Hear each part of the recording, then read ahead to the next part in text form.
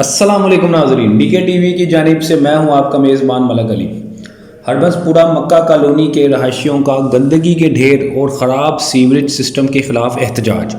इलाका मकीनों का कहना है कि ज़िले इंतज़ामिया की गफलत की वजह से गली मोहल्लों में कूड़ा करकट और गंदगी के ढेर लगे हुए हैं। गंदगी के ढेर और सीवरेज ना होने से ना तो कोई एम्बुलेंस आ सकती है और ना ही कोई गाड़ी इलाका में दाखिल हो सकती है। स्कूल जाने वाले बच्चों को भी सीवरेज के गंदे पानी से गुजरना पड़ता है। कई जगहों पर गड्ढे भी पड़ चुके हैं जिसमें कई दफ़ा बच्चे और बड़े और बुजुर्ग गिरकर शदीद ज़ख्मी भी हुए हैं। इलाके में फैले हुए गंदगी के ढेर से बच्चे और बड़े मुख्तलिफ बीमारियों का भी शिकार हैं।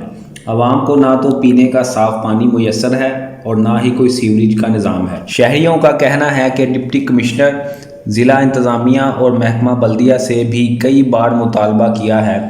मक्का कॉलोनी के मकीनों का वज़ीर आज़म पाकिस्तान, वज़ीर आला पंजाब और ज़िला इंतज़ामिया से अपील है कि इलाका की सीवरेज और जगह जगह पर लगे गंदगी के ढेरों को फ़ौरन उठाया जाए।